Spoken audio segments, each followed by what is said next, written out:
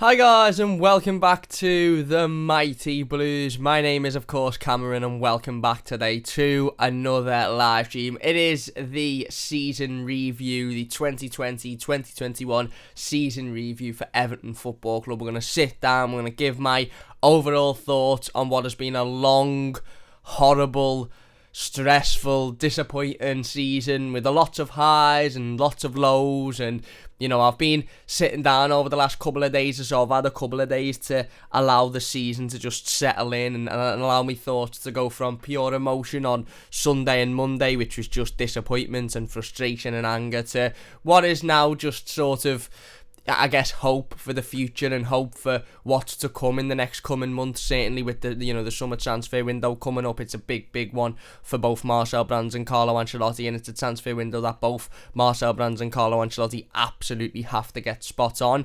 But I was reminiscing about the good times of September when we were winning games of football, and I remember coming on the channel and saying I forgot what it's like to lose a game of football. What's it like to lose? We don't know that feeling. And then obviously as soon as sort of September, October flew by and we got to November, we really felt that feeling again, didn't we? And then it was just there forever then, wasn't it? We had some good periods, we had some bad periods, we had some ups, we had some downs. And as Carlo Ancelotti labelled this team, I think after the Sheffield United defeat a couple of weeks ago, we said there's a double face in this Everton team. Sorry about that, just notifications going a little bit wild on my computer. Let's get rid of them before we move on. As Carlo Ancelotti said before or after the Sheffield United defeat, he said this team has got a double face, and I can't explain that double face. He said the away form is absolutely exceptional and the home form is absolutely dreadful, and that I think pretty much sums up our season. Really, you could sum up our season in just that one sentence alone, and I could end the stream now and it could be all done, because Carlo Ancelotti is absolutely right. This Everton team does and did have last season a massive double face. We'd go away from home against some of the best teams in the country and we'd put in a really solid defensive performance. We'd hit them on the counter-attack, we'd be clinical, we'd take our chances, we'd be solid defensively, and then we'd come to play at Goodison Park against somebody that you would expect to be beaten, be it a Fulham, be it a Burnley, be it a Leeds, be it a Sheffield United. It doesn't matter who it was. We'd come up against teams at Goodison and would just completely and utterly fold, and defensively we'd be a shambles, and we wouldn't take our chances up top, and we wouldn't create many chances necessarily. So Carlo's absolutely spot on. There was a double face of this Everton team this season, and ultimately it's been our downfall, because Everton really, and like I said, I wanted to wait for a couple of days to allow the season to sort of settle and to allow it to digest, because it's very easy to come on and, I could have come on and I pretty much did in the player rating stream and just absolutely lash everybody and say it's been the worst season ever and we're awful and we're this and we're that and I can't be bothered with it anymore, and, it's been the worst season of ever times. And the reality of the situation is, I think the reason as to why we emotionally felt like that on Sunday and Monday is because, obviously we had an opportunity going into Sunday afternoon. On Sunday at, 3 o'clock, or probably before 3 o'clock, before the team news was posted, at about 2:30, Everton had a real chance to finish in a European position at the end of the season. Everton had a real chance to, be playing in the Europa Conference League next year. And I know some people might say, the Europa Conference League, we don't want that, but we did want that. Of course we wanted that. It's a European competition. I've just watched Villarreal, a city of only, or a town of only 50,000 people, go and lift the Europa League last night, and look at how much it meant to their fans, look at how much it meant to them as a football club. So of course we want the Europa Conference League. I wanted the Europa Conference League all day long, and Everton had a real chance to finish in that competition on Sunday afternoon before we faced Manchester City. Obviously we had to overcome the best team in world football, and we completely folded them and had our bellies tickled, and that meant that we couldn't finish in the competition, but we still were in with the shot of it. But because of that emotion of losing that game and the way in which we lost it, and then because obviously every other result went against us and we ended up finishing 10th in the league, it just all sort of piles on top of you, and the emotion just sort of gets to you, doesn't it? But the reality of the situation is Everton finished the season on 59 points. on Sunday, and that's the highest, only the third highest points total, I believe, since David Moyes has left Everton Football Club. Taking away Roberto Martinez's season where we finished 5th, which I think we finished with 70-something points. The only other time we finished with more points than 59 was Ronald Koeman's season, where we finished 7th. I think we finished on 60-odd, 61 points, something like that in that season. So, seeing a lot of people on Sunday saying, oh, Sam Allardyce got more out of this Everton team, blah, blah, blah. Marco Silva got more points out of this Everton team. Well, factually, they didn't, because Everton have had more points this season than we've had in any other season since Ronald Koeman finished 7th. And like I said, only the second highest points total since that Roberto Martinez season, which I'm not by any means using as an excuse or saying that means it's good enough. It's not good enough, because think of the points that we could have picked up. Everton have got 6 home wins this season, 6 home wins, which is utterly disgraceful. 11 away wins is the type of form that you'd see from a team challenging for the league title. I think Manchester City only got 13 away wins, so only a couple of less away wins than the best team in the country, but the home wins is that of a team that you would expect to be fighting relegation. I mean, I don't know the stats for Fulham's or Brighton's or whoever's home wins, but if you go and look at them, I'm sure they're floating in and around that 5 or 6 mark like Everton are. So, and that's ultimately the reason Everton have finished 10th, not because we lost on Sunday to Manchester City. The teams like Leeds and Arsenal only finished above us because we had a -1 or -2 goal difference, and they had they obviously had games where they were winning 2-3, 4-0 towards the end of the season, and we were getting pumped 5-0 by Manchester City. So it is very easy to jump on that, oh my god, we've finished 10th, it's been the worst season ever. But factually, it hasn't been the worst season ever. We finished on 59 points, which is a good points total for what we're used to. It's not great, and it's not by any means acceptable, but it's not, oh my god, the world's going to end. And we also finished within sort of touching distance of European football. Like I said, if we'd have won on Sunday and Tottenham wouldn't have beaten Leicester, if Leicester wouldn't have absolutely bottled Tottenham and we'd have won, then we'd have been in Europe. But forget all of that. If we'd have beaten Sheffield United 2 weeks ago, which should have been an easy win, we'd be in Europe now. If we'd have beaten Aston Villa a couple of weeks ago, we'd have been in Europe now. If we'd have beaten Fulham, Burnley, who else did we struggle to at home? Leeds, Newcastle, Villa, Southampton away, then we'd be in the top 4 now comfortably. So all of those games, all of those home games that we talk about of throwing away and not winning, and that's the reason as to why we haven't finished 10th this season, not because we lost on Sunday and Leeds and Arsenal managed to win their games. It's because of all of those disappointments throughout the season, and that's what Carlo Ancelotti's talking about, the double face of this Everton team. But look, we're going to get into it on an awful lot more detail. Of course, I've sort of switched the way I do the season reviews. Last season, I sat and I writ down every single result, and we sort of talked about every single game a little bit. I'm going to just generalise it for this one because it'd probably be a little bit more engaging, it'll be a little bit more interesting. It means I don't want to basically sit here and do a mini game review for every game and then say that's the season review, because that doesn't really tell the full picture, does it? There's a lot of other things that go into it, injuries for example, there's a lot of negatives, there is a lot of positives as well. And look, don't get me wrong, I'm not going to try and twist the positive spin on this season. I'm not going to try and sit here and say, oh my god, we were dead good, we were unlucky, we should have been in Europe, blah blah blah. It's not been good enough. It has not been good enough. 6 Premier League home wins is utterly embarrassing. It's pathetic. These players should be ashamed of themselves, and they should be looking in the mirror every time they go to leave their house to go to Goodison Park. They should be looking in the mirror thinking, am I worthy to play at Goodison Park? Am I worthy to play for this football club at this amazing stadium? Because one thing's for sure is this has been a horrible season, and we're all glad to see the back of it. It's been shocking. We've basically watched 38 training games, players turning up with no fans in the stadium, not performing, acting as if it's a Tuesday afternoon and they're in training, blah blah blah. And obviously we've had the odd couple of games, we had the 2 games in December against Chelsea and Arsenal, and we had obviously the game against Wolves, a couple of weeks ago with fans in the stadium, and no surprise that, 3 of Everton's 6 home wins this season have come from the 3 games that we had fans in the stadium for, and hopefully we never ever see Goodison Park without a fan in the stadium ever again. I don't know what the capacity is going to be like on the opening day of next season. I hope it's full 40,000 Evertonians, and I hope we're all back in there. I really do, and maybe it's going going that way, but maybe it'll just be 15,000, maybe it'll be 20,000, something like that. But hopefully we'll never, ever, ever have to see Goodison Park without no Evertonians in ever again, because if there's one thing that's become evidently clear from this season, I said it on Twitter a couple of days ago, if there's one thing that's become evidently clear from this season, it's all of this toxic Goodison atmosphere, and Goodison doesn't help the players. I remember sitting here at the start of this season, probably when we done the season preview, and I think I said that having no fans in the stadium for the entire season might help Everton. It might help these players without that pressure on their shoulders, without that sort of those eyes staring down and watching them. Maybe they'll perform better. And in September and October, I'm not going to lie, I thought, you know what, these players look an awful lot better without fans in the stadium. We absolutely, we blabbed the West Brom. Yes, we were conceding goals for fun left, right and centre, and their defence was leaking goals constantly, but we were scoring goals for fun as well. Dominic Calvert-Lewin, Richarlison, James, Luca Dean was in full flow creatively. And I remember sitting here thinking, do you know what? Maybe it's not the worst thing that we're going to play a season without fans in the stadium, because we're playing really, really well.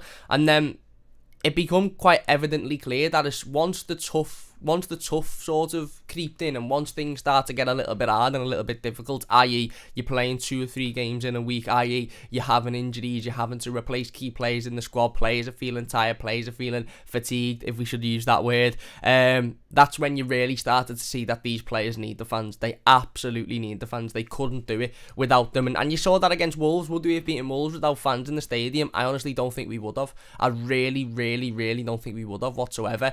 And you could also say, would we have beaten, Sheffield United with fans in the stadium? Probably. Would we have beaten Villa? Probably. And I get you can switch that and say, yeah, but you probably wouldn't have beaten West Ham away without fans in the stadium. We probably would have beaten them because we always beat them away. But I understand the flip argument is you wouldn't have had as many away wins. I get that.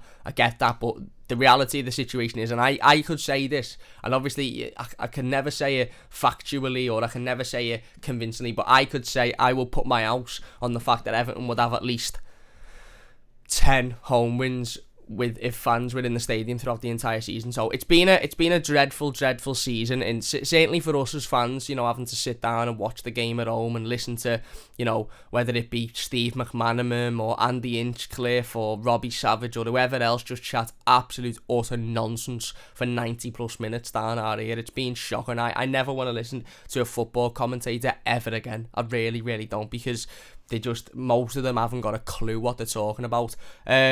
So hopefully, like I said, this is the last time we ever see Goodison Park without any fans in the stadium. Hopefully we're all here next season, 38,000, 40,000 of us come the start of it, but hopefully we never have to see an empty Goodison Park ever again, because one thing is evidently clear from this season, those players need the fans. They absolutely need the fans. Look at how they reacted against Manchester City. Gylfi Sigurdsson buries that pen if there's no fans in the stadium. No doubt about it. Absolute no doubt. I put my phone, I put my wallet, I put my card, and I don't even drive on it. Gylfi Sigurdsson buries that pen without fans in the stadium. As soon as he heard the fans, the boos, the faces, he bottled it. He completely and utterly bottled it. But anyway, let's get into the season as a whole. I want to talk about some of the new signings before we get into actually, the results and the performances, etc., because I think it's important to do that. So Everton obviously come out of the summer transfer window having signed 5 players or 6 players. Niles Nkunku come in first early on in the summer transfer window, and it was quite evidently clear that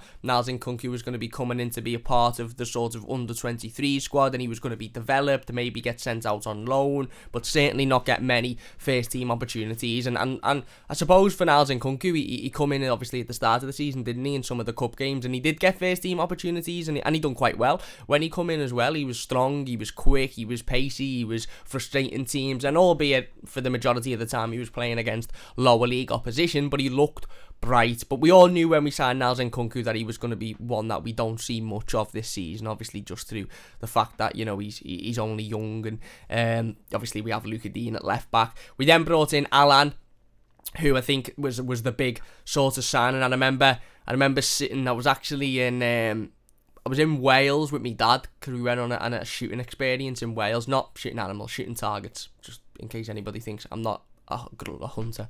I don't agree with that at all. But we went on an experience in Wales, and it was actually the day of the Aston Villa game, where I think Theo Walcott scored in about the last minute. To be honest, to to get us a point out of that game. Jared Branthwaite played in it, I think, and was absolutely exceptional. But I remember sitting on the pier with my dad after that game, having a pint, and the news come through that Pierre-Emile Højbjerg, Everton were in advanced talks to sign Pierre-Emile Højbjerg, and I remember sitting there thinking, he'd be a decent player, he'd come in, because this was about, this was obviously the back end of last season, or the season before last, we can say now. But we also knew that we didn't have a pre-season at the start of this season because of COVID last year and the late start, and everything was just mixed into one. It's been a horrible season for many reasons. Not having fans in the stadium, playing 2 or 3 games a week, the injuries for Everton have been dreadful. Again, no excuses, but also the fact that we had no pre-season whatsoever. So I remember we're seeing, Pierre-Emile Højbjerg had agreed to sign for Everton, or Everton were in advanced talks, and I remember thinking, good, we need to start bringing in players, because even though this season hasn't currently finished, the next season starts in 4 or 5 weeks or so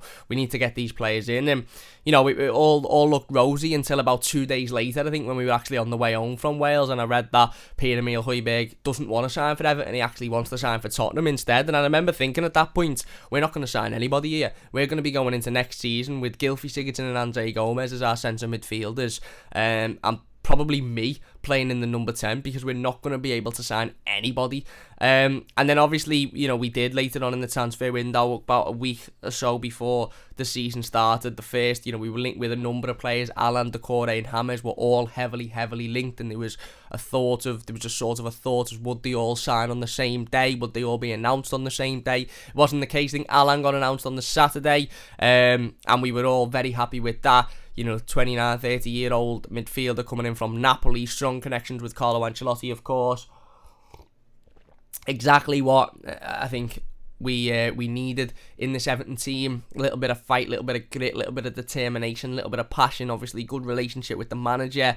Happy to see Alan come in. There was strong rumours that Napoli weren't going to accept Everton's bid for Alan, and Napoli weren't happy to allow Alan to leave because Everton had thrown in a bid that they deemed, I think, unacceptable. I think they said something along the lines of, "We have impenetrable armour." Didn't really work, because a couple of days later he ended up signing for Everton. But Alan comes in, and it's, everything's great, everything's fine, everything's dandy. We're happy to see Alan come in. Think he joined as the pre-season games were undergoing. I think his first time at Goodison was to watch the game against Preston, I believe, in the stands. We then, obviously, fast forward a few days later, we signed James Rodriguez. He comes in, the big sort of, signing, obviously massive marketing reasons for the football club. We've seen the banners in New York, the banners in Miami, the banners in Colombia, the banners all over Liverpool. James Rodriguez is an Everton player, and we were all vastly excited to see what James Rodriguez could bring to Everton, because we all knew his quality, we all knew his ability, we all knew how good of a footballer he was. We also did all know, and I think this is the part of James Rodriguez that we sort of forgot. Beast Incarnate says, sound like Jamie Carragher. By that you mean I'm Scouse? Don't really understand that. We will get in the comments shortly. But I think the part of James Rodriguez that we all knew, but we all sort of forgot as the season went on, was his injuries. I remember sitting there when we signed him saying he's a fantastic player if we can keep him fit. And I was honest, I didn't know how realistic it was to keep James Rodriguez fit for the entirety of a season. It turns out I think he's played something like 25 games this season. Which isn't actually dreadful in terms of what we first originally thought. If you were asking an Everton fan how many games did James play this season, you'd probably think, probably about 10, 15, but he hasn't. He's actually played, an awful lot of games. But like I said, that was the part of James that we all seem to forget. 26 appearances this season, 6 goals, 8 assists. But anyway, he come in, we knew what we were getting, a brilliant quality player. The marketing was exceptional. I think the transfer was seen by something like 300 million eyes or something like that, 3 million people, something like that. It was massive numbers anyway. We all knew that his social media following was going to be exceptional as well. And then a couple of days later, we brought in Abdoulaye Doucouré, who was, I think, the player that deep down we were probably all most excited about. The pure factor is that he brings something different to the other two. Alan was needed for his bit of grit and his bit of determination. James was needed for his flair and his quality, but Abdoulaye Doucouré was desperately needed for his energy and his pace in the centre of midfield. Obviously also Premier League experienced as well, which was which was massively needed because obviously the other two hadn't had Premier League experience. And again, we brought in a really, really solid player who was going to improve the midfield. So within the space of 5 days, Everton had gone from not signing a single player whatsoever to bringing in Alan, James and Abdoulaye Doucouré with only a couple of days to go before the start of the Premier League season. Now, obviously we signed Ben Godfrey. He come in a little bit later. He come in a couple of games into the season, and Robin Olsen, of course, come in as a backup goalkeeper as well. But those three obviously come in, and within a week of being at Everton Football Club, within a week of signing on that dotted line, they were all thrown straight in. Didn't have any pre-season whatsoever. To be fair, Everton didn't have much of a pre-season, and I think of our pre-season, and I really only think of one thing, and that's Mason Holgate's injury. And the reason for that is because I honestly think that if Mason Holgate wasn't to pick up that injury in pre-season, Ben Godfrey probably wouldn't have been an Everton player. I don't know if you remember it, but Mason, I think he went in for a challenge against Preston and ended up over. I think he made a mistake and then tried to rectify it by going into a challenge, ended up oversliding in the challenge and picked up an injury that was going to see him out for 10, 11, 12 weeks, something like that, for the majority of the first part of the season. And Everton then were sort of forced to go out and bring in a replacement for Mason Holgate. Because I remember last season before last, obviously now the 1920 season, Mason was our young player of the year, I believe. He was absolutely exceptional. We were all sitting here talking about Mason Holgate being a future Everton captain, talking about him being our best centre half, and it's just mad, isn't it, how things change. Now we're talking about Mason Holgate being a player that would sell if we got a reasonably decent bid in, and potentially a centre-back that's, our fourth choice now. But, towards the back end of the 2019-2020 season, we were all talking about Mason as, one of our best two centre-backs, and he was certainly going to be one of those two centre-backs that started the first, few games of the season if it wasn't for that injury. And when he picked up that injury, I think it sort of gave Marcel Brands and Carlo Ancelotti a little bit of a kick up the bottom, to be polite, to say, no, we need to go out and buy another centre-half here, because we've got Yerry Mina, who we all know is absolutely exceptional, but in regards to injuries, a little bit unreliable, as we've seen throughout the season. And we've got Michael Keane, who one week has a 10 out of 10 performance, and the next week has a 4 out of 10 performance. So we actively went out and we brought Ben Godfrey in a little bit later on in the transfer window. We'll get onto that later on in the video. So we started the season, obviously, unbelievably. Like I said, the 3 new signings come into the squad, come into the first team. They all started away at Spurs on the opening game of the season. And I remember thinking myself, I'm not too sure how this one's going to go. They've not even been at the football club for a week, a lot of them. I think Alan had been here exactly 7 days. James had been here something like 4 days, and Doucouré even less.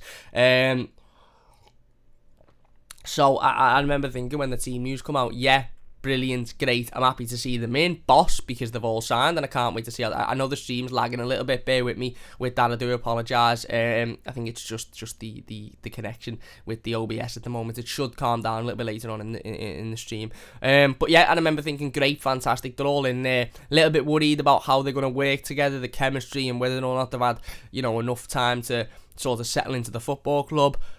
But were we all wrong? The game against Spurs, what a game that was. What a performance that was. 1-0 victory away at Spurs. First time we'd beaten them in over a decade, I believe, at their stadium. Obviously, the new Tottenham Hotspur Stadium. Goal coming from Dominic Calvert-Lewin. Excellent cross in, and Dom gets a bullet headed on it. Starting his Premier League season, his very successful Premier League season, with a brilliant goal on the opening day. And not just that, but the overall game as well. We were very good in that game. James was creating left, right and centre, and you could see instantly how important it was to have a player like James Rodriguez in the team. You could see instantly how important it was to have somebody with that much creativity, with that, with that ability to find the pass that nobody else can find, and execute that pass to put it on somebody's toes. We hadn't had that at Everton Football Club, certainly not recently. I honestly, I do stick with my original opinion that we haven't had a player with that much quality since Mikel Arteta. I know you could say, Gylfi Sigurdsson, but Gylfi's a different type of player. Gylfi isn't going to find a world-class pass that nobody else can find. Gylfi will make a brilliant pass that other people see, but he'll make it perfectly. But Gylfi won't find a pass that you're sort of sitting on your couch scratching your head thinking, how's he done that then? Because I've not seen that, whereas James does, and you could see that instantly on the opening game of the season against Spurs. But not only that, Alan was getting stuck in, he was battling, he was working hard. We had obviously Gomez in the midfield next to them, who done alright. We had that back line of Dean, Mina, Keane and and Coleman, that worked really well. Jordan Pickford made a couple of big saves. I remember one moment, which was actually Abdoulaye Doucouré. I think it was Son got through one-on-one. He managed to, I think it might have been Harry Kane, managed to play a ball through the middle, and Son ended up going one-on-one with Jordan Pickford, and Abdoulaye Doucouré just belted it back. And I don't know if you remember it, but he made the challenge near the halfway line, which was just absolutely exceptional, because if he doesn't make the challenge, Son goes on and probably scores. We know how clinical Son is in front of goal, and if he makes the challenge poorly and he mistimes it, he gets sent off because he's clear last man. And there was still, I think, a good chunk of the game to go. I can't remember what it was, but there was still a good chunk of the game to go, but he doesn't. He makes a perfect challenge. He gets his foot on the ball. It rolls back to Jordan Pickford, and danger's averted. And I remember thinking then, we've got some player on our hands in Abdoulaye Doucouré here. We've needed a player like this for absolute years. And obviously Everton see the game out. We go out, we win 1-0. And it's absolutely, it's perfect. It's a perfect start to the season. It's a perfect win. It's a solid performance. And you know, we're sitting top of the league, albeit joint top with a lot of other teams, but we're sitting top of the league on the opening day. We then go out, we obviously play West Brom, our opening home game of the season. Again, a brilliant result. Good performance. The first sort of time this season we'd seen Everton leaking goals defensively. Obviously, we went 1-0 down in that game. Grady Diangana scored from outside the box, and I remember thinking, has this Everton team got the mentality to get back into it? And funnily enough, at the start of the season, we just picked our heads up. We went, no, it doesn't matter. We're 1-0 down, but we know we're better than these. We'll pick our heads up and we'll go again. You do think, and I really do think, that if that West Brom game would have been sort of 3 weeks ago, and Grady Diangana had scored a worldie 2 or 3 weeks ago at Goodison, would we have gotten back in the game in that same vein? I really, really don't think we would have. I think we'd have lost it 1, maybe 2-0. But at the start of the season, you know, whereas recently we'd saw an Everton mentality that was, oh, we've gone 1-0 down again, heads drop, we're not getting back into this game. At the start of the season, there wasn't none of that. We picked ourselves back up, we got back into it. I think it was Dominic Calvert-Lewin with a little back heel to get it to 1-1. Then, just before half-time, James Rodriguez introduces himself to the Goodison, I was going to say the Goodison Park faithful, but there was obviously no one there to see it, but he introduced himself to us Evertonians with a great, he takes the ball on the edge of the box, he finishes it 2-1. You're sort of there sitting there thinking, this lad's got everything. Not only is he creating left, right and centre, he's like to football what bloody Willy Wonka is to chocolate, and he's just an absolute master of the craft. He buries it bottom corner, we go 2-1 up just before half time. Kieran Gibbs then decides to throw a punch for some mad reason, gets sent off. West Brom down to 10 men. Slaven Bilic comes on at half time, decides to try and scrap the referee, he gets sent off, and you're thinking, right, 2-1 up, these have got 10 men. We knew that West Brom weren't that great of a side anyway. But, you know, brilliant, let's go on and win this game. And obviously we come out at half time, they scored the free kick, but then we ran away with it. Scored our goal of the season for me, which was the goal where James chips the ball over the top, Richarlison plays it back in, and Dominic Calvert-Lewin finishes it. For me, that's my goal of the season. I said it on the player ratings video. Again, we win big, 5-2 I believe it was in the end. Great win, back to the top of the league, absolutely brilliant, can't wait, we're boss. We then play Palace the week after, beat them 2-1, penalty, controversial penalty, but, still a penalty, a handball. I think it was Charlotte. Oh, did we beat them 1-0? No, I think we beat them 2-1. That's going to do me head in. Now, let me just double check that, because it might have been. I know it was a close game.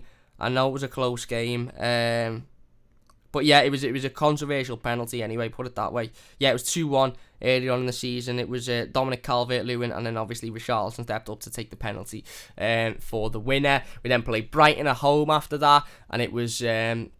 Again, we beat them 4-2, and all of a sudden, in between this, by the way, we'd played, I think we played Salford in the Cup, beating them, we played Fleetwood in the Cup, beating them, and then we played West Ham in the Cup as well before the international break, and Dominic Calvert-Lewin scored a hat-trick, and we'd beaten them, so we were already gone quite far into the Carabao Cup. We were 4 wins out of 4 in the Premier League. We were top of the Premier League. Spirit of the Blues had come out and topped the iTunes charts, and everyone was dead happy. Everton had gone 7 wins out of 7 games at the start of the season. 4 out of 4 in the Premier League. Top of the league going into the first international break, and we were just absolutely boss.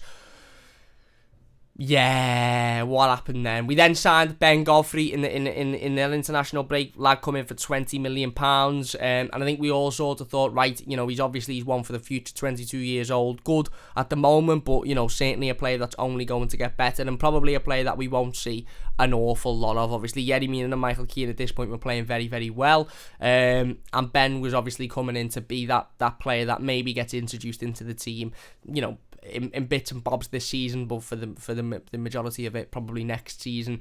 He come in £22 million. I remember thinking, I don't know an awful lot about him, but for £22 million, that's not a cheap deal. He best be coming in and being worth that money. And where we proved right. Ben Godfrey, for me, has been absolutely exceptional this season. He really, really has. But Ben Godfrey come in, like I said, we're in the international break. Everything is all well and good. If you're enjoying, by the way, please do hit that like button. Don't forget to subscribe if you're new. It only takes a second. And then, obviously, we all knew coming out of the international break the team that we had to play.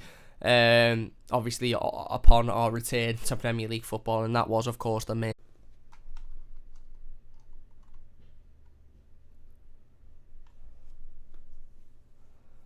Right, I think we should be coming back. There you go, we're back.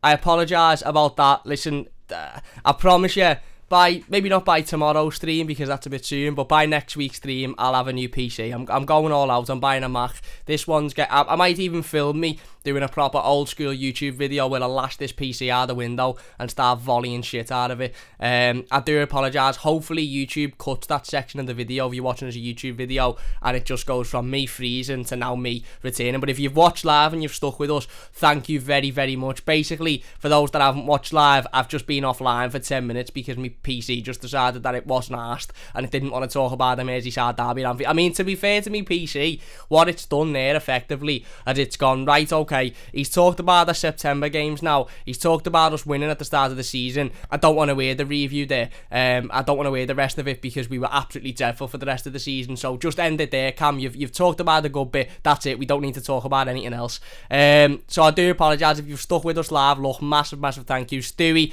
has donated £5 to the team as well. Says I'll start the first fund for Cam's new PC. Thank you very, very much, Stewie. Honestly, it means a massive, massive amount to me, mate. I really do appreciate it. Big thanks to everybody for sticking with us there. Honestly, I really do appreciate it. We will get in the live comments shortly. I'm going to be a bit temperamental with the PC because obviously it's freezing left, right and centre and it doesn't seem to want to do anything properly today. So we will get into the live comments, but I don't want to keep scrolling through because it'll just clog it up and freeze it. But anyway, where were we? Oh yeah, we have to talk about that Merseyside derby, don't we? I do firmly believe me PC has heard through me microphone and it's gone, oh no, he's going to start talking about when we were crap now, so we'll just freeze and hopefully he gets annoyed and just turns the stream off and doesn't talk about it. But no, obviously we went into October, come back from the international break. We were all thinking, yes, great, get in, Merseyside derby time, 7 wins out of 7. Carlo Ancelotti had actually said a really interesting comment prior to the Merseyside derby as well. Leanne says sledgehammer the PC. I'm getting this close to doing it. I really, really am. But Liam did make an interesting comment, but Carlo Ancelotti made an interesting comment after the Brighton game, and he was sort of asked all of those usual ridiculous questions about can Everton win the league and will Everton win the league, and oh my god, you've gone 7 wins out of 7 and 4 out of 4 in the Premier League, blah de blah de blah. Will Everton do it? And he sort of come out and said, our bubble will pop. It's great at the moment, and we've won 4 out of 4, and it's 7 out of 7 in all competitions, and it's absolutely excellent. But our bubble will pop. There will come a point where we're not winning games of football constantly. We're losing and we're dropping points and this, that, and the other. And interesting for Carlo to say that because I think it all brought us back down to earth. And it's another reason as to why I really love Carlo Ancelotti is because he's honest. He's always honest and open in press conferences, in interviews, in anything he does with the media. He's always very honest and open, whether we're playing well or whether we're not playing well. He could have easily come out at the start of the season and said, who knows, anything can happen. We could win the league, we could get in the top four, we could this, we could that, and just completely and utterly fill us with a load of hope and a load of dreams. But he didn't. What he's done is he's looked at that team and gone, okay, we're playing really well at the moment, but we will fall off because we'll have injuries and we'll have problems, and the backup, these players that are playing at the moment are very good, but or are doing a good job, but those players on the bench are absolutely shite. So if we ever need to rely on them, then we're not going to get anywhere near the league. So he was very open and he was very honest, and we went into that Merseyside derby, and like I said, the confidence was high. Liverpool had just lost 7-2 to Aston Villa. Yes, I will mention that because I've already, I was in the Toffee TV studios the other day, and I heard the Red Men talking about their season review, and they might have mentioned Everton a couple of times. So I'll mention Liverpool. They just lost 7-2 to Aston Villa, and arguably the funny thing is you would think going into a Merseyside derby, what would be your perfect scenario going into a Merseyside derby? It'd be Everton unbeaten and winning 7 on the bounce and 4 out of 4 in the Premier League and being top of the league, and Liverpool just getting absolutely slapped left, right and centre. But that actually wasn't the ideal situation, was it really? Because we knew that Liverpool would need a reaction. We knew that they were going to come out and they were going to be firing and they were going to be confident, and they were sort of a caged animal, and they were. That first 10 or 15 minutes of the Merseyside derby, I remember it was much worse than anything we'd seen all season. We were just completely ran riot, and I think that was the first time you really started to see how, what happens when you're over-reliant on James Rodriguez, when you're over-reliant on Alan. Alan looked for the first time really shaky in that game. He just couldn't keep up with the pace whatsoever, and we all were sort of sitting there probably thinking, what's going on, what's happening, why is this like that? But when you look back at it in hindsight, you sort of think, well, Alan played 5-6 games in the space of a few weeks, and he come in and he was, he wasn't used to playing consistent football at Napoli. So is it any real surprise that he comes into a Merseyside derby and he looks a little bit off the pace? But I remember it, well, within the first 5 minutes, I think Sadio Mane puts Liverpool up 1-0, and we're sort of all sitting there, I think, thinking this is going to be a long day here. We've gone 4 wins out of 4 in the Premier League, and these horrible bunch are going to be the bunch that end up ruining that and end up giving us our first defeat of the season. But we get back into the game, surely enough, later on. Michael Keane, corner comes in, Michael Keane jumps up, heads it into the back of the net. Adrian probably should be doing better, but he doesn't do better, and it's 1-1, and nobody's really complaining. And at this point, like I said, it's very difficult at this point because Liverpool are really coming at us. They're the much more fluent team. They're playing the much more attacking football, and Everton are sort of just coping with it at the moment we are. And like I said, it was much different to anything we'd seen. We'd seen a confident Everton, a free-flowing Everton throughout this season, throughout the first few weeks of the season. We'd seen an Everton that were getting forward, that were battling, that were working hard. And this Everton was a team that looked just like they'd been outmatched by a better footballing team. Obviously, Liverpool went 2-1 up with Salah. Everton then come back into the game with an exceptional header by Dominic Calvert-Lewin. Brilliant ball in by Luca Dean, and Dom heads it perfectly. They then had the big VAR debacle, obviously, in the last 10 minutes of the game. We had Richarlison sent off for a challenge. We had, obviously, the situation with Jordan Pickford and Virgil van Dijk, and again, I'm not going to sit here and talk too much about it because I think if you're still talking about this situation, you're an utter embarrassment. Certainly if you're still trying to put blame on Jordan Pickford for you having a dreadful season, when really Jordan Pickford wasn't at fault for the fact you lost 17 home games on the bounce. But, ultimately, look, Jordan made a bad challenge. Should he have been sent off? Maybe not, but he wasn't. And, again, I think that was the start of what was a difficult period for Everton Football Club, really, and certainly a difficult period for Jordan Pickford, because at that point on, every single back page, every front page of every newspaper was just anti-Jordan Pickford. Pickford this, Pickford that, he's destroyed the world. There's, fully fledged journalists, full-time paid journalists that were coming out and saying he should be in prison because it's a crime. Are you taking the mick? Are you absolutely taking the mick? Fully fledged, paid people to talk about football coming out and saying because he's made a bad challenge, he should be put in prison. Just disgusting manhunt. That's all it was. It was a witch hunt against the player because their lover boy in the media is being taken out, and they can't now go woo, boom, and all that crap. So yeah, look, again, we get back into the game, obviously 2-2. They then had a VAR decision in the last moment and, got ruled out for offside, and it was miles offside, let's be honest. But no, it was the first game, I think, of the season where we all sort of sat back and went, yeah, Carlo was right last week. We're not indestructible. We can drop points. We can lose games. Although we hadn't lost, we didn't look very good. We'd gone down to 10 men. Obviously, Richarlison had been sent off. And also in that game, we'd lost Seamus Coleman, I think through injury. Seamus Coleman obviously had went off, and that really disrupted the style of the team. That really disrupted the way in which we played. Disrupted, obviously the like I said, the style of which Everton were playing, and obviously we brought Ben Godfrey in on the right hand side, and Ben done okay in the derby, but let's be honest, he didn't look as comfortable. I remember when we first seen him, I sort of put my hands over my eyes and thought, have we just wasted £20 million on a player that just isn't quite ready? How wrong we were. But he'd come in, we had to take out Seamus Coleman, we had to take, obviously Richarlison was sent off as well. And yeah, it was that first game where you think, right, okay, being a bit of a tough one, that bit of a tough ride, bit of a physical game.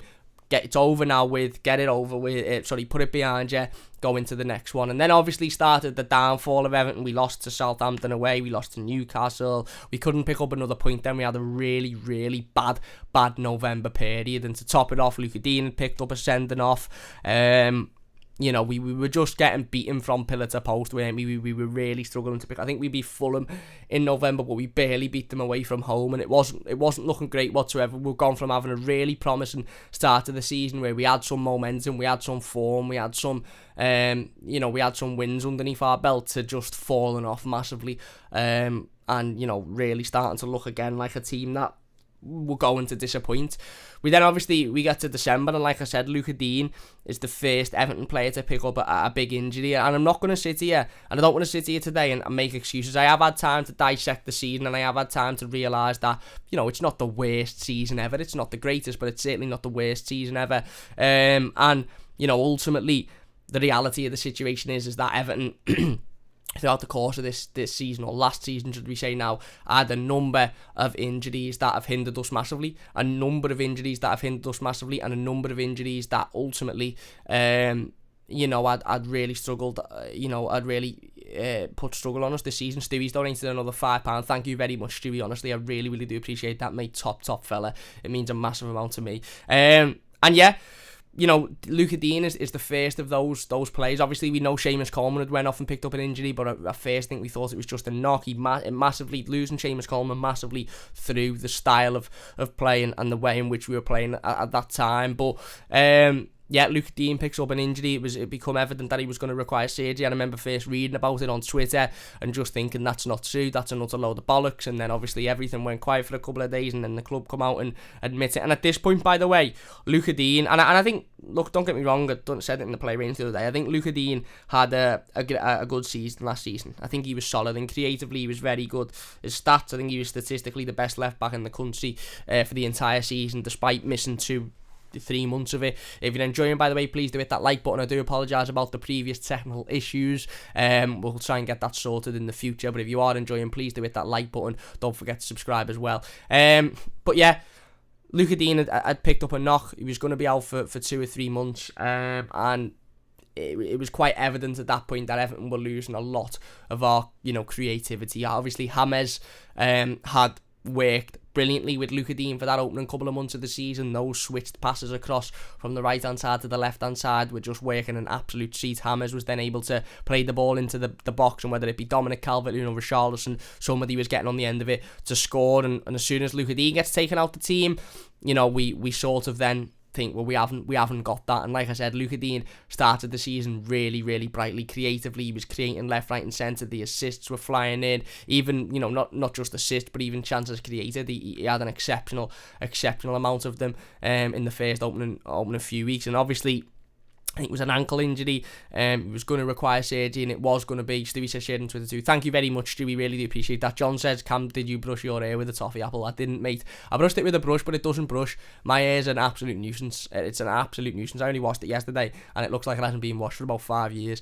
But yeah, Luca Dean goes out. and it's evident that he's going to be out for quite some time, and we're sort of sitting there thinking, right, what happens now? What do we do now? Who do we play? I think it was Wolves was the first game, Wolves away, I think, I might be wrong with that one, where Luca Dean was out injured, and Fabian Delph, good old Fabian Delph, started, didn't he, at left back, and you're sort of sitting there scratching your head when Fabian Delph's coming onto the pitch at left back thinking, right, this is probably going to be a difficult time in our season. Fabian Delph lasts about 5 minutes at left back. I think he makes one run up the pitch in the opening 15 minutes, pulls his hamstring, and he's out. Practically may as well, they're not even bothered. We may as well have played with 10 men than have Fabian Delph. And then Ben Godfrey slots in at left back, and you're sort of thinking, right, okay, you know, Ben had been in and out the team at this point. He'd come up, played a couple of games at centre-back and looked okay. Played a couple of games at right-back and looked like he struggled. He really struggled in that game against Southampton, which we mentioned after the Merseyside derby. That was the first game where we got absolutely pummeled, let's be honest. We looked dreadful. We were far too slow for Southampton. They just exploited that right-hand side because Ben didn't look really comfortable. He didn't look confident. Would it have been a different story later on in the season? Potentially. But certainly at that point, Ben really didn't look confident on that right-hand side. So when Ben Godfrey fit in at left-back and you're sort of thinking, okay, you've had a couple of good games at centre-back. You've struggled at right-back.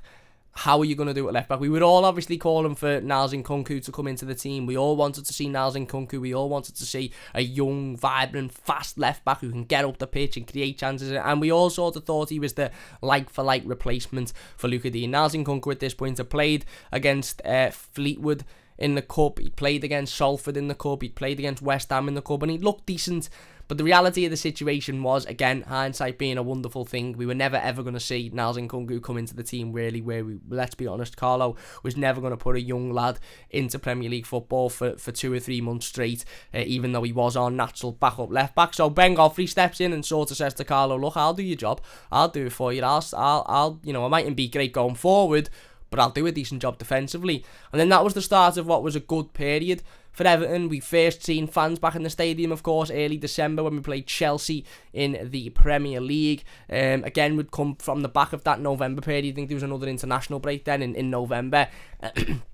And we'd come off the back of what was a really difficult period for the football club. We'd started the season so well. We'd tailed off a little bit and we were starting to, again, go into games and just be outplayed, overran, out-battled, out-fought, and we were starting to just lose games, and it was looking... We were sort of sitting there thinking, where do we pick up our next point? I remember going into December thinking, we've got... John says, feel a bit crap now. I'm sitting in my pyjamas with a head like a bear's pillow. Wasn't expecting you to read it. No worries, mate. Honestly, no worries. Yeah, we were sort of sitting there thinking, right, we're going into December. We've got Man United, we've got Chelsea, Arsenal, Man United in the Cup, I think we had at that point. We were due to play City, of course, a little bit later on, maybe that was January. We had a difficult run of fixtures, and when you'd lost to Southampton, you'd lost to Newcastle, you'd barely picked up the points of Fulham. We didn't look great in that game either. You're sort of thinking, right, where's the next 3 points going to come from? Where's the next win going to come from? Where are we next going to pick up a win? And then obviously the government announced that certain areas of the country would be allowed a certain amount of fans in stadiums due to the coronavirus restrictions being eased and all of that sort of stuff. And Everton Football Club fell under that threshold, I suppose you could say, and we were allowed 2,000 fans at Goodison Park for the Chelsea game and for the Arsenal game. And boy, did you hear those 2,000 fans at Goodison Park for that game against Chelsea. It was the first time Carlo Ancelotti had adopted really this defensive sort of minded style, and we'd already won away games. We'd beaten Palace away, we'd beaten Fulham away, and we'd beaten those teams by playing a little bit more expansive and playing a little bit quicker football and going forward and trying to win the game, and just beating those teams by having better quality of players. But this was actually the first time that we saw Carlo adopt this defensive sort of tactic, and quite ironically it was at home when he first adopted it, I believe, and then we sort of used it away from home for the rest of the season. And that was obviously the 4 centre-backs across the back line, Ben Godfrey at left back, Mason Holgate at right back because Seamus Coleman was still out, with Yerry Mina and Michael Keane as your centre-backs. And the tactic was basically to just soak up every bit of pressure that Chelsea put on us, defend, hit them on the counter-attack. I've just whacked me mic. Hit them on the counter-attack, get the goal, and then, just continue to defend until the end of the game. And that's exactly what we did, didn't we? It was absolutely great to see. Like I said, Ben Godfrey had come in at left-back, Mason at right-back, and the pair of them were absolutely brilliant for the entire game. So solid. That defensive partnership of Yerry Mina and Michael Keane really worked, and I think Yerry Mina and Michael Keane do work really well as a defensive partnership, to be honest with you. I think Yerry Mina, I think he really helps Michael Keane in that sense. But we defended brilliantly. Obviously, we hit them on the counter-attack. We got a penalty in that game. Dominic Calvert-Lewin being absolutely cleaned out by Mendy. Gylfi Sigurdsson stepping up, slots the penalty. 2,000 Evertonians go absolutely bonkers at Goodison Park. And it was just great to see, wasn't it? Because at this point, I think we'd gone from the great days of September and October where we were winning games. That sort of faded out a little bit. We'd started to lose games. We'd started to perform, a lot worse in November. And we were all sort of getting bored of just sitting at home, basically, and watching the same stuff week in, week out, basically watching training matches. So we all wanted, to be back in that stadium. We all wanted to feel what it was like to watch Everton Football Club alive in the flesh. Obviously, unfortunately, we didn't see James Rodriguez because he... again, for whatever reason, fatigue, injuries, whatever, he wasn't available. He was injured. He wasn't fit to play in that game. And yeah, like I said, it was a different type of Everton.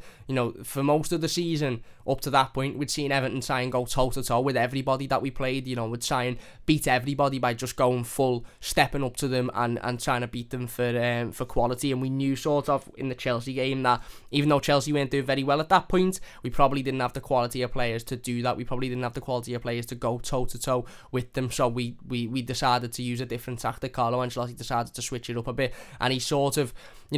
let's not forget as well, by the way, the first few weeks of the season, Everton was scoring loads of goals, we were winning loads of games, but we were also conceding a load of goals.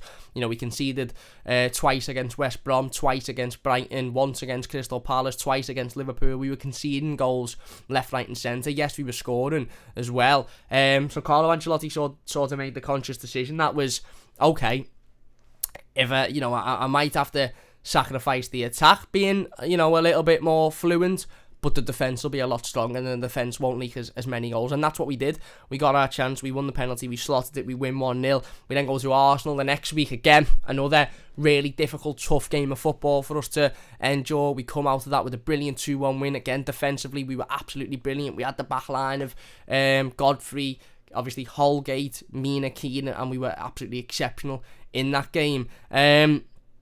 And then, again, we go on. We lost to Manchester United in the cup. We were knocked out the cup in the quarter-final stage, which isn't necessarily the worst cup run. Not great either, to be honest. I'm not a fan of cup runs. When we say, oh yeah, we had a decent cup run, I'm not a fan of that. But, definitely not the worst either, going out at the quarter-final stage. And then, we get into early January and you're sort of hoping, right, can we get some form under our belt? We'd beaten Sheffield United on Boxing Day. We lost on New Year's Day to West Ham 1-0 at home, which was a difficult result. And then we pick up our second big injury of the season, which of course was Alan. Hamstring injury, pulls up. I think it was against Leicester, and he was absolutely phenomenal at that point, Alan. And I felt really sorry for Alan, because it was at that point that he was really starting to grow into the team. He was starting to grow into the Premier League and really sort of get it nailed down as to what it takes to be a Premier League footballer, what you need, what you can do, what you can't do. And then obviously he picks up this injury, which is going to keep him out for 2 or 3 months' time. A hamstring injury at 29, 30 years of age isn't ideal whatsoever. So Alan gets injured. We then obviously have to, play without him. We struggle to play without him, let's be honest, early January, early February time. Abdoulaye Doucouré has to sort of fit in with that role, and he struggles to do it because, let's be honest, he's not that defensive type of player. Stewie says, I've got to go, mate, take it easy. Cheers, Stewie, really appreciate that. We did have, obviously, a massive win in February, a massive win, the Merseyside derby win at Anfield, our first Merseyside derby win in over 10 years, our first at Anfield in over 20 years, a fantastic win. And at this point, we were really full flow, two-faced, double-faced Everton, weren't we? We were losing home games ridiculously. Fulham, and then we lost to Fulham. We'd lost to obviously at West Ham at this point. It was just before we lost to Burnley. We'd lost to Leeds at this point. We'd beaten Leicester away, and we come to the Merseyside derby, and I think this was the game after we'd lost to Fulham at Goodison maybe, and you're sort of thinking, right, Merseyside derby at Anfield. Liverpool had lost their last 4 home games on the bounce. Their home form was ridiculous. Can we keep, can we keep their sort of bad home record going, or are we going to be the team, typically, as we are every season, to give them their win and then they go on and have another good end to the season because we've gifted them 3 points? And I remember going into this Merseyside derby thinking, we've been excellent away from home. I think at this point we'd had 7, maybe 8 away wins this season, 7 away wins, and we were sort of thinking, right, we've been absolutely excellent at home, away from home this season. Can we just go and win this one game that we haven't managed to win in 22 years against the Liverpool team that are struggling at home at the moment? And boy, did we do it. One of the, I was going to say one of the highs of the season, but let's be honest, the biggest high of the season, going to Anfield within the first couple of minutes. James Rodriguez just shows how great of a footballer he is. Slots the ball into Richarlison finishes it. Yeah, and then obviously again we continue to battle, we fight with them, they have the chances. Jordan Pickford pulls out some excellent saves, left, right and centre, and then we get a penalty in the last sort of 10 minutes. Gylfi Sigurdsson steps up, calm as you like, slots it, Everton go 2-0 up, see the game out, and we win the Merseyside derby. And I think arguably a lot of people would say that no matter how this season ends, and it ended in 10th and disappointments ultimately, and not finishing in Europe and finishing below teams that we should have been finishing above, and this, that and the other, I think I speak this for me. I don't know if anybody else feels the same, but I haven't felt that happy and that giddy and that excited as an Evertonian in a long time than I have when we beat them lot at Anfield. It was just it was just a massive day, wasn't it? Let's be honest. It was a massive result. It was a massive performance, and it was big for the football club as well. And Everton have done a lot of that this season. A lot of those sort of wins that, again, just completely destroy those mental blocks that we've had in place for years. The win at Tottenham destroys a mental block. We now won't go to Tottenham next season thinking, oh my God, we haven't beaten these in ages. The win at Liverpool, we now won't go into a Merseyside derby thinking, oh my God, we've been dreadful in these for years. The win at Arsenal, obviously we took a point at Old Trafford, beating Leicester away from home. We've had a lot of those wins this season. Yes, it's been counteracted by the bad home form, but the derby win was absolutely exceptional, wasn't it? It really, really was. And then again, we come out of it, and it's sort of, again, it's to and fro. It's positive, it's negative. It's one home defeat to one away win. And, I remember coming out the Merseyside derby and beating Southampton 1-0. And it was a difficult game. We defended really well, and we hit them on the counter-attack, and we scored a good goal. And Jordan Pickford made an excellent save towards the last sort of 5 or 10 minutes of the game. And then we played West Brom after that, and again Jordan Pickford makes an exceptional save in that game. And I remember thinking we were in the top 4 late February, might have even been early March when we played West Brom, and we were in the top 4, and you're sort of thinking, right, it's impossible now for Everton. It was the 4th of March, so only 2.5 months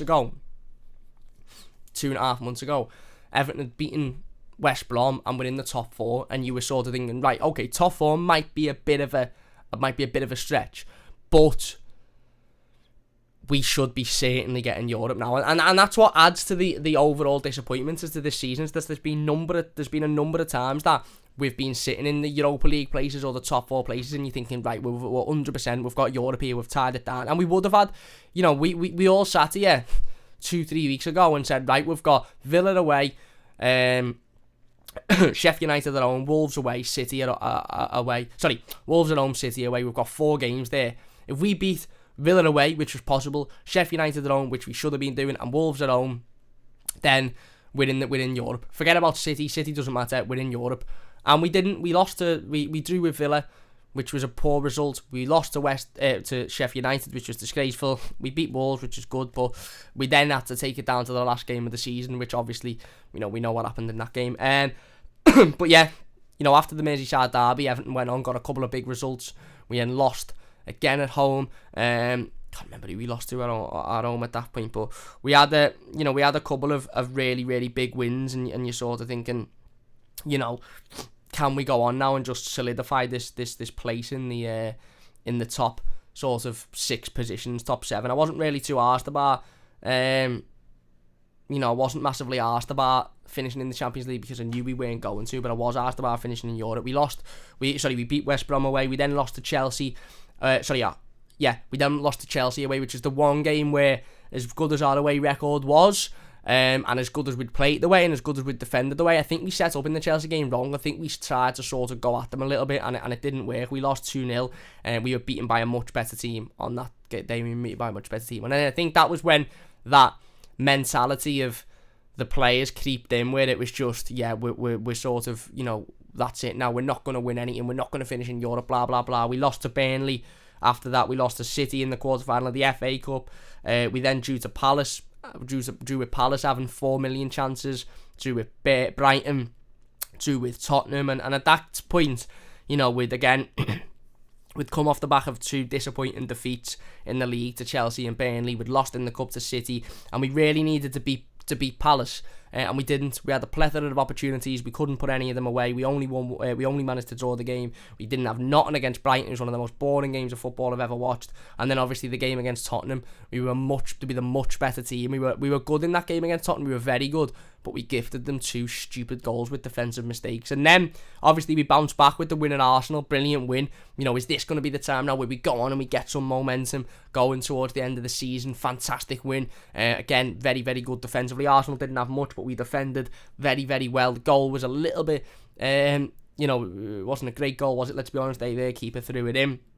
But then again, we play Villa at home, game that we should be winning. We lose 2-1. We beat West Ham, another lifeline, boss. Then we draw to Villa away. Then obviously we lost to Sheffield United, beat Wolves and drew to Manchester City. And again, like I said, another season of ultimately disappointments. Not the worst season ever by any stretch of the imagination, because look, we've finished 10th, which is just shocking. But we're the first Premier League team to finish 10th with a points tally of 59 points. Going to give you a stat, which is probably going to shock you. Before Sunday, Everton, from the first game of the season, from the moment that first whistle was blown against Tottenham on the opening game of the season, Everton had not spent one moment below the top 9 places this season. We hadn't dropped below 9th once at any point throughout the season until the last day of the season when we finished 10th. Now, if that's not proper Everton, then I don't know what proper Everton is. If you're enjoying, by the way, please hit that like button, subscribe if you're new. Massive thanks to Stu for the donations. If you're watching live, get your comments and we will get in them in a moment. Share the stream as well. We're getting so close to 4,000 subscribers now, so if we could share the stream, it would have been a massive amount to me. But how Everton is that? We hadn't dropped below the top 9 places once, and we finished 10th. And look, like I said, European football, we didn't miss out on Europe because we lost to City. We didn't miss out on Europe because Leeds and Tottenham picked up points on the last game of the season. We missed out on Europe because we lost to Sheffield United, we lost to Burnley, we couldn't beat Palace, we couldn't beat Brighton, we lost to Fulham, we lost to Newcastle, we lost to Southampton, etc, etc. Not because we lost to City 5-0 in the opening game of the season. That game pretty much epitomised our season. It was a testimonial. We turned up and we were just happy to get involved. And I really don't want to talk about that game because I'll get back into the anger that we had on Monday when we had to talk about that game, didn't we? But again, like I said, 11 away wins this season. A record that would see you, if you had even if you had a bang average home record, 11 away wins would see you challenging for the league title. It would. Like I said, City have got 13 and they've just won the league convincingly and are probably going to go on and win the Champions League on Saturday. 11 away wins would see you challenging for the Premier League title. 6 home wins would see you battling relegation. And that is, as Carlo Ancelotti has said, the double face of this Everton team. That one element of our season in away form we were absolutely exceptional in, and we again we're good enough to challenge with the top teams in the Premier League. Another element of our season, which is the home form, we've been absolutely utterly embarrassing in, and again it's bad enough to challenge with the relegation side. 17 wins this season, 8 draws, 13 losses. Finished 10th on 59 points, 2 quarterfinals, obviously Carabao Cup, FA Cup. We actually, points wise, it's mad because points wise when you look at this season, we haven't done that bad. I mean, people are talking about Leicester, and don't get me wrong, I'd kill to be in Leicester's position. 5th place with an FA Cup. I'd absolutely kill for Everton to be there. Everyone talked about West Ham having a brilliant season and David Moyes doing a madness. Everton finished on 59 points. West Ham finished on 65, so we finished 6 points below West Ham. Now, if we'd have beaten Sheffield United, which we should have beaten, and Fulham at home, which we should have beaten, we'd be joint points with West Ham. We finished 7 points behind Leicester. Again, beating Burnley at home, beating Palace at home, beating Brighton away, all games we should have been winning. We'd have been joint points with this Leicester team that were, again, one of the best teams in the country, which I think they are, and I think the recruitment's spot on. We were only 10 points behind Liverpool, who finished 3rd. Now, I know you could say, yeah, but 10 points is a lot, Cam. You're acting like 10 points is not a lot. But when you look at the points that we've dropped at home, when you look at the teams we've lost to, when you look at the teams we've drawn to at home, 10 points isn't a lot. 10 points is beating Fulham at home, Burnley at home, Sheffield United at home, and let's pick another team, and Palace at home. 4 of those games that we all went into saying, yeah, we'll win this. We've got to win this because, we just have to. We're much better than these. And with it being 3rd in the Premier League, haven't won those games. So, it isn't, Leanne says in the comments, yin and yang season, it isn't the worst season ever. I get that it's massively disappointing because of where we've finished in the table. And I get that it's so easy to just log on to your Scores app or your Football News 365 app. By the way, please do check that out in the description down below. It's free to download on Apple, Android, all of that good stuff. It keeps you up to date with all your latest Everton news, scores, information. I get that it's so easy to log on to your Football News 365 app or any other app and sort of go, do you know what? Yeah, we've had a bad season here. We've finished 10th. Oh my God, we've finished below Leeds. Oh my God, we've finished below Arsenal. But like I said, 59 points is Everton's best points tally in the Premier League since Ronald Koeman's season, where he finished 7th. It's our second best since Roberto Martinez's, where he finished 5th. And I'm not saying that's good enough, and I'm not excusing that, because it's not. 6 home wins this season is utterly disgraceful. It really is. But there's been positives. Derby win, the Arsenal win, our away form, which probably won't be as good next season when fans are in the stadium. We probably won't win 11 away games, but we might win 7 or 8. And if we can win 11, 12 home games with 7 or 8 away wins, then, again, or let's say 14, 15 home games, which you should be winning with 7 or 8 away wins, then we're already, late 60s points, sort of points tally in the 60s, aren't we, and 70s. So, again, like I said, the start of the season was absolutely phenomenal. September, October times were brilliant, weren't they? Let's be honest. Obviously, we've had the new signings who have all come in and I think embedded well. I'm going to do a new signings video in the next couple of days or so. I might even sit down and do that tomorrow, because I do think it's important. All of the new signings have come in, and the majority of them have had their injuries. Obviously, we know James Rodriguez has been a massive miss. For on multiple occasions this season with his injuries. He's been out on a number of occasions, a number of times, through calf injuries and testicle injuries and this, that and the other. And look, like I said, at the start of the season, when James first signed, I think we all sort of maybe overlooked, and we were maybe a little bit naive to overlook the injury problems that James Rodriguez as a player has. 26 games this season is probably, if you'd have said to us all in September or whenever he signed, right, James is going to play 26 games this season, we'd probably all say, yeah, do you know what, that's about right. That's about right for James Rodriguez in his injury record. That's what he's played this season. I get that people are frustrated with him, blah blah blah, but ultimately he can't help being injured. We knew what we were getting when we signed James Rodriguez. I said it in the play ratings. I think he's had a wonderful season.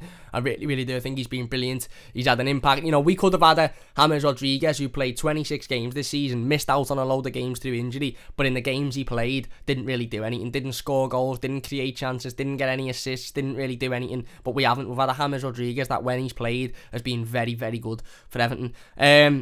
like I said, Ben Godfrey has been my shining light of the season. A young centre-back who come in, £22 million. Not much of an expectation behind him, but he's been absolutely phenomenal. Alan's come in and done a job. Decore's come in and done a job. But I think this summer, it was a very short-term summer this summer. Carlo Ancelotti went out at the end of the season before last and went, right, we need short-term solutions. We need a bit of grit in the midfield. We'll bring in Alan. Yes, he's 30. Yes, he might struggle with injuries, but we'll bring him in. We need a bit of energy. We'll bring in Decore. We need a bit of class. We'll bring in Hammers. We brought in Godfrey for the youth, but now, and that worked, and I've not got any issue with any of them 3 players that we signed, but now we need to go out and bring in more Ben Godfreys. We need to start looking long term. Now, me and Tom sat down last week over 3 videos and we talked about recruitment. There's about 3 hours worth of content there on recruitment and who Everton should be looking at and the profile of player Everton should be looking at. So if you haven't checked those out, there's a playlist on the channel as well. Please do so. But yeah, look, it's evident what we need in the summer. Everton have thrown this season, as Kieran says in the comments, this year we were so close yet so far. Leanne says, not saying it was shocking, it was a massive chance to capitalise. That's what's disappointing. Everyone is going to improve next season. You're spot on. It is. It's disappointing, and that's what it is. It's really, really disappointing because we had many chances. Everton could have been in the Champions League next season if only we'd have had a half-decent home record. We'd have certainly been in Europe. We'd have certainly been in the Europa League this season if only we'd have fixed up our away record in the last 2 months of the season, our home record in the last 2 months of the season. If we'd have woke ourselves up in February and gone, shit, do you know what, we need to massively improve this, we've only got 2 months of the season left, and we'd have actually, battled and worked and won those games at home, we'd be probably sitting 60th, 5th, and we'd be talking about what's a great season. But the point is, we didn't wake up. The point is, there's a lot of these players here that either don't care or just simply aren't good enough to play for this football club. Carlo Ancelotti, let's be honest, has for me worked wonders with it. Has he made some bad decisions? Yes. Has he made some bad team selections? Yes. Has he made some bad substitutions? Absolutely. But considering the points tally that we've got and considering we were only 2 or 3 points away from Europe with this current squad and this current team, for me, that's amazing work by Carlo Ancelotti. And yes, he needs to improve, obviously, as does everybody else.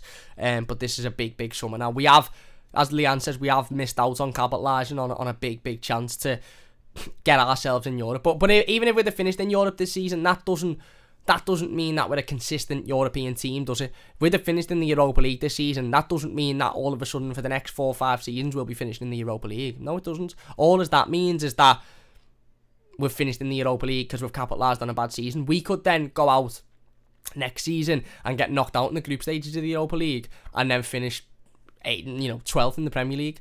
I said it on the play ratings video, and I've said it a number of times, and we're going to talk about recruitment in a lot more of times over the next coming weeks and months. But the reality is, Everton could go out and spend 300 million this summer. David Moyes said it himself. I think on Marco Silva's first season, there's an interview floating about Twitter of David Moyes when Marco Silva first took over, saying it's not about spending money for Everton. Everton could spend 500 million and get nowhere, or they could spend 50 million and get somewhere. It's about bringing in the right profile of player, young, physical, athletic players with fire in the belly, players with heart, players that battle. And of course, David Moyes knows that, because that's what David Moyes done for a decade at this football club. He didn't bring in superstars. He didn't bring in players that have got big names and that were once good Champions League, challenging players. He brought in young, hungry, mobile, physical, athletic, quick players that have got a point to prove, that want to go out and want to play for Everton Football Club and want to give everything every time they step on that field, want to leave their blood, sweat and tears on that pitch, want to show heart, want to show fight, want to show passion. Players like Ben Godfrey, go out and buy Ben Godfrey another 4 or 5 times, please. As much as I like Hammers, as much as I like Decore, as much as I like Allen, don't be looking at those profile of players. Look at Ben Godfrey as a profile of player now, because they're the types of players that you need to build your squad on. They're the type of players that you need to build your team around.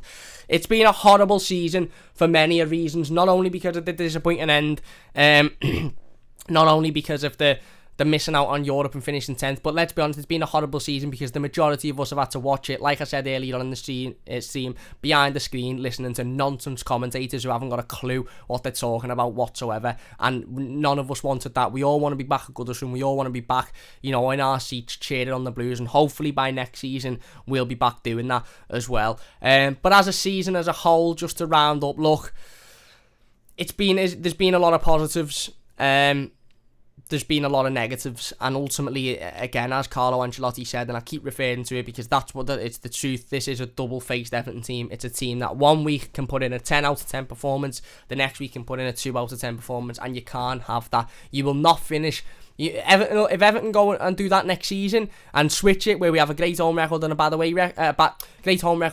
record, we'll finish 10th again next season, because you can't have that inconsistency. And this is what I was talking about when I was talking about specific players. Michael Keane was a player we talked about in the player ratings video a couple of days ago, and we said you can't.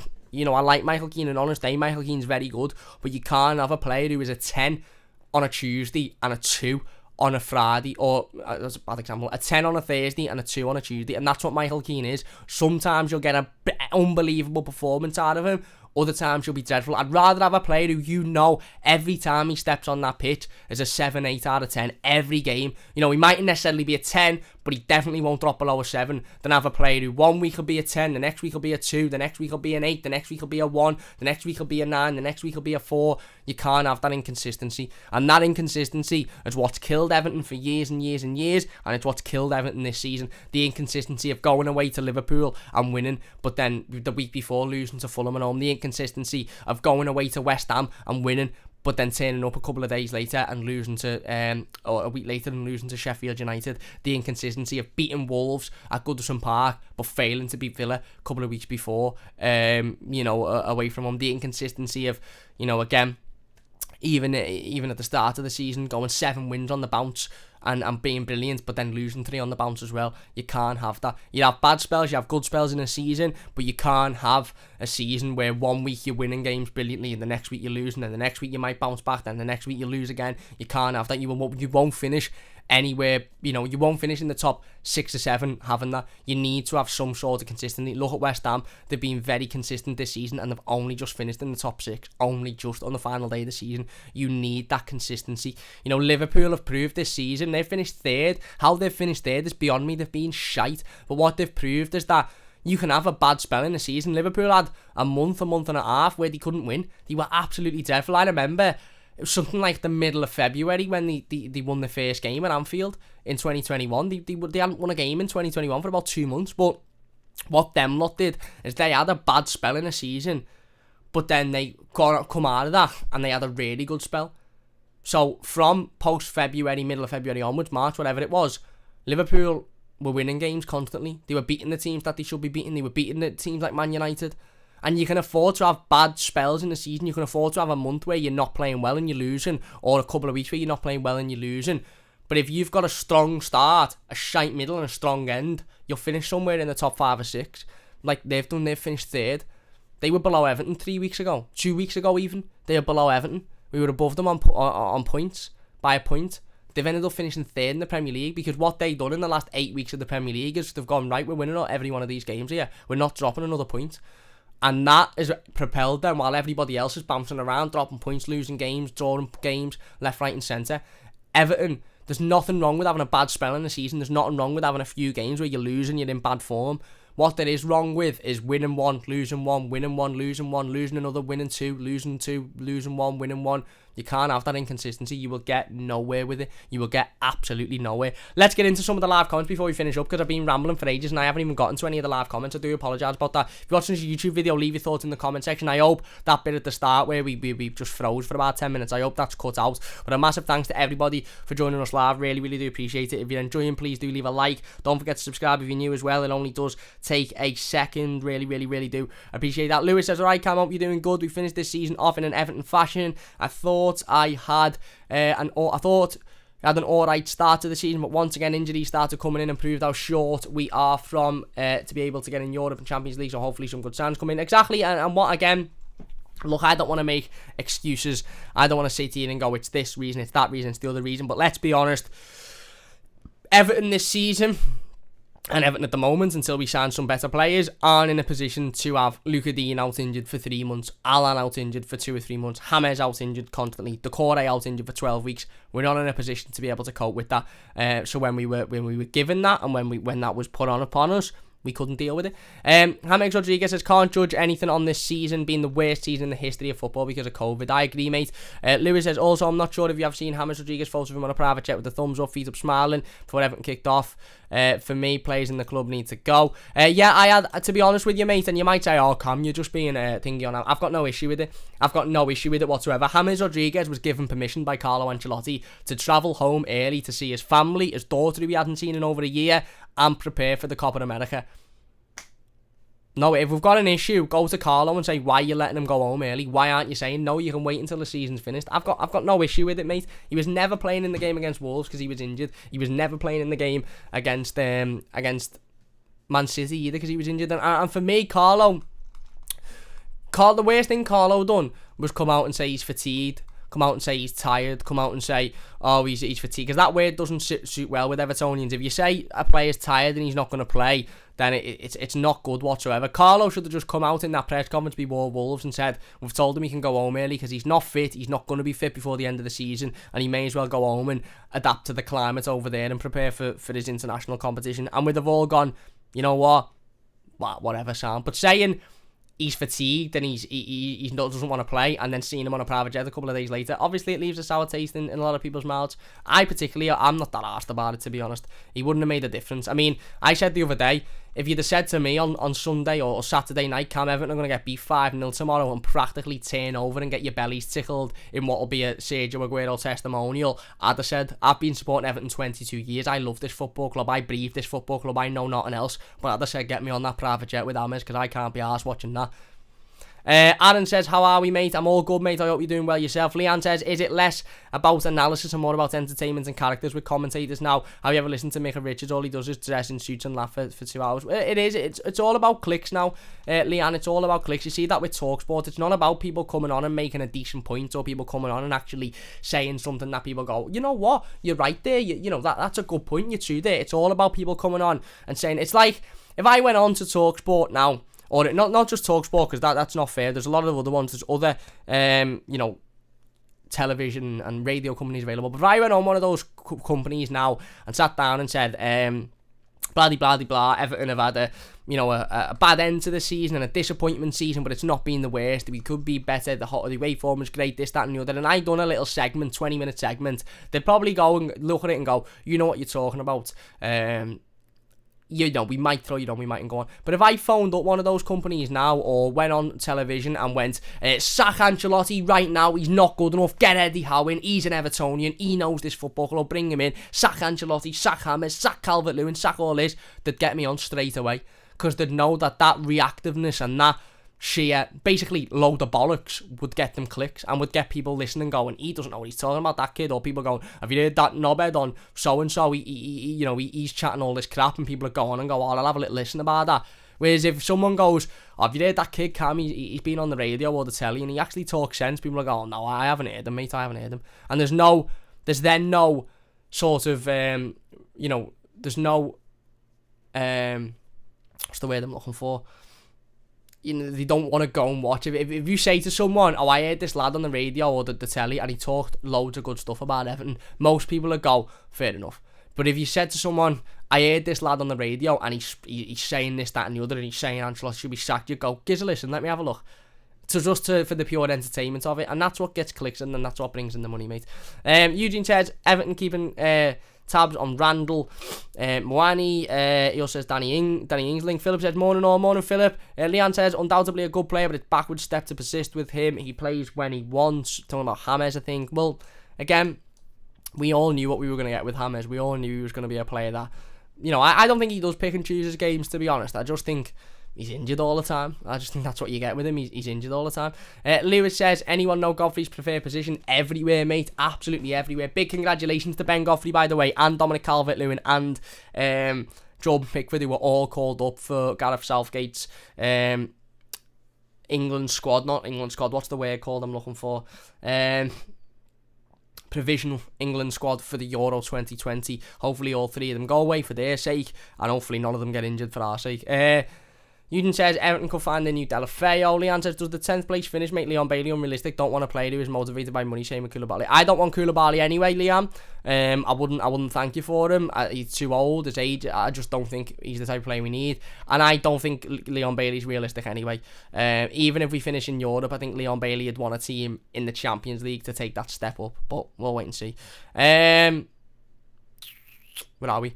Lewis says, honestly, it's crazy how Carlo just threw in the new signing start of the season. We had an unbelievable start, but after that we just fell off. That's it. Leanne says, it showed you how bad the team was that Carlo threw all the new signings in. Exactly. You can see in some of Carlo's interviews that he wants to say, these are shite. these are absolutely shite. But he won't say it, obviously. Lewis says, I know how normally it takes a few games until new signers start playing. Exactly. Leanne says, would you give Gbamin a loan to a slower league for the season just to build fitness and confidence? I'd just get him fit, to be honest, first. Get him fit, get him back, and then we can make the decision then. Lewis says, when does it look like Gbamin will be back? Probably the pre-season. Whenever he's fit. By the way, whenever he is back, he can come back. Not when we want him back, just whenever he's back, because we don't want him to pick up another injury. Leanne says there was a point that DCL was odds on for Golden Boot. Exactly. And I think Dominic Calvert-Lewin, it might have changed now, but I'm sure Dominic Calvert-Lewin scored the most outfield goals this season. Most open play goals this season, not including penalties. Doesn't take penalties, doesn't take free kicks, obviously. So he's definitely up there. Philip says, oh, well. Leanne thought it was just me talking about the stream there. Refreshing, obviously. Stewie says Cam's PC having a fit again. Leanne says miniature United fans protesting outside the Cam's PC to have the stream called off. Yeah, don't know what happened with the PC there. Leanne says Cam versus the PC YouTube boxing match. It's not that reason, Philip. It's not that reason. Where are we? Stewie says, I just thought we get some good signings and players that are hungry and succeed with a hard working ethic. Exactly, mate, exactly. John Paul says, just wonder, don't you, how the likes of recruitment, how the likes of Brentford find these gems in their recruitment? Great recruitment, mate. That's all it is, great recruitment. And Everton need that, because our recruitment at the moment isn't good enough. John Paul says, couldn't have cared about the style of play when we were in those top 4 positions, but is that where we're missing a trick? Yeah, potentially. John Paul says, best of luck, lad, off to put the washing on the line while the skies are blue, rock and roll style. Is right, mate. Thank you very much. And there you go. Yeah, that's it. So look, we'll finish it up there then. Ultimately, a disappointment, let's be honest. A disappointment. The league position is a disappointment. Some of the results, some of the performances are a disappointment. There is a lot of positives to take from this season that we can take into next season, but ultimately we know it's not good enough. It's not good enough for Everton Football Club. A lot of these players aren't good enough for Everton Football Club, and we need a serious summer with serious investment from Ancelotti and Marcel Brands if we're going to get anywhere next season as well, because, like I said, that inconsistency of winning one, losing one, drawing one, winning one, losing one, having players that one week at an 8 out of 10, the next week at a 2, you can't rely on those players. You can't, and that inconsistency will get you nowhere. It really won't. So there you go. Brainhead said thoughts on us buying 2 more centre mids, a right winger and a right back this summer. It's needed, mate. It's absolutely needed. And we need the goalkeeper, obviously, because Robin Olsen will now go back to Roma, depending on what happens there. So there you go. Let us know your thoughts. It's hard to dissect this season in as much detail as possible. If I missed anything, let me know in the comments. We'll probably be doing a lot more of these sort of dissecting the season. Like I said, I want to sit down probably tomorrow and talk about the new signings and how well they've done this season. If you've enjoyed this one, please do hit that like button. Massive thanks to everybody in the live comments. Really do appreciate it. Massive thanks to everybody that stuck with us through those technical issues as well. If you're watching this a YouTube video, leave your thoughts in the comments, and we'll get involved with as many of them as we possibly can. Got the hiccups now, it's all kicking off. If you've enjoyed this one, please do leave a like. Don't forget to subscribe if you're new as well. Only takes a second. We're aiming towards that 4K subscriber mark now. Hopefully we can get that before the new season starts. Big thanks for watching. Leave a like if you've enjoyed it. Subscribe if you're new, and we'll see you soon on the Mighty Blues.